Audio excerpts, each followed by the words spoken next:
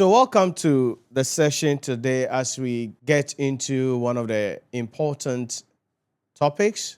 Question one, consolidated financial statement coming in the exam hall that we need to be mindful of. Question one, financial reporting, and by extension, corporate reporting as well in the discussion.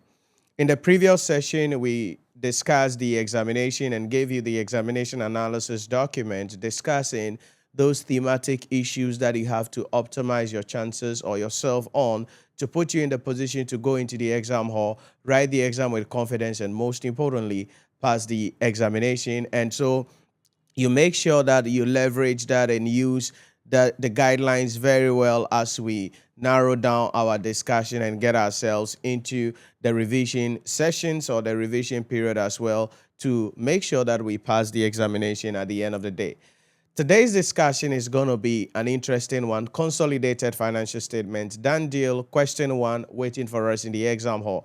But if you remember, we also said that in the question 5 area, which is the theory issues that will be coming up, the examiner could also bring consolidated financial statement theory. Now, if you are doing corporate reporting, the consolidated financial statement theory is a usual thing that the examiner is going to be bringing, that you don't have an option. So you are going to be having a written question on consolidated financial statement, 5 marks, corporate reporting, that is waiting for you. And that is going to be the B aspect of the question under specialized transaction to make up for that 20 marks area that you need to understand. Let me say this, that everything in consolidated financial statement relates to things you already know that we are just bringing in a different environment. So the various accounting standards that you know about will still be playing out in the consolidated financial statement. So there is just a little thing that we are going to be adding up to contextualize the discussion for us. So it's not entirely something new that we are doing. It is something that we've already done, but this time around in a different environment so we understand how it plays out. So let me bring up my screen quickly and then let's get into the discussion. I am going to be moving in between my presentation as well as my writing part, as always, and then we're going to be going into the discussion. So, consolidated financial statement. The question we ask ourselves is, what is this about?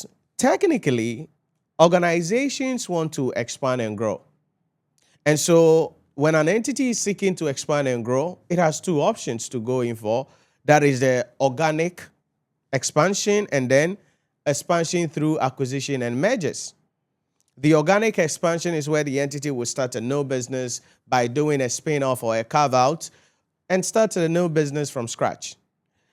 That's not what we are really interested in now. We are interested in when a business goes to acquire another business. But the big question we need to ask ourselves is, why? Why will a company say, hey, let me go and acquire another company? So for instance, as we speak, MTN is seeking to acquire IHS Towers for $2.7 billion.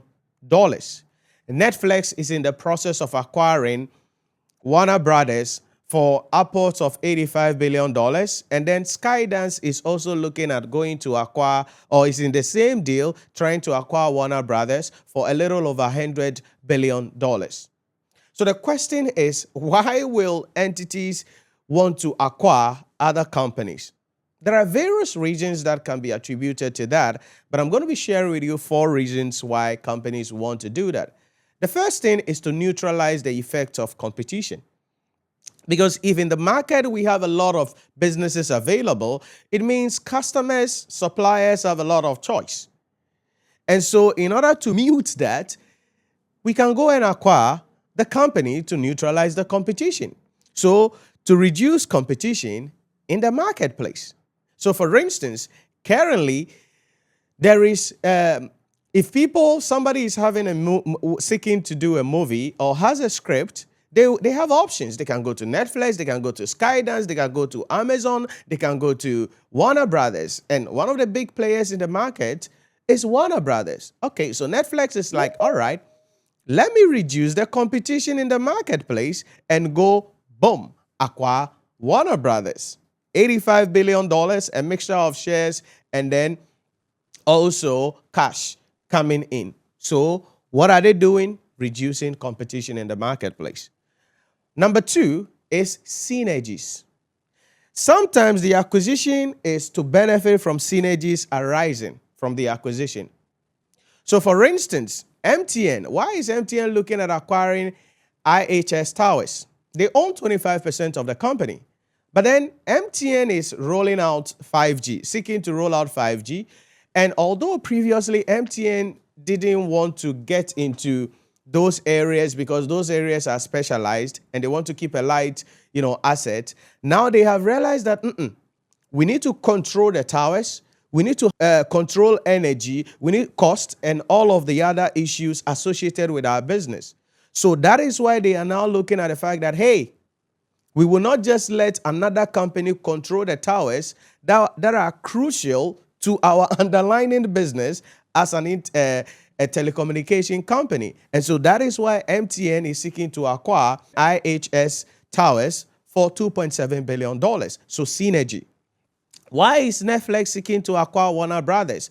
Because Warner Brothers owns a lot of sound stages, studios, and other things that will reduce Netflix production costs generally if they want to create content. So another reason why businesses want to acquire other businesses is the effect of synergy, the concept that 1 + 1 = 3.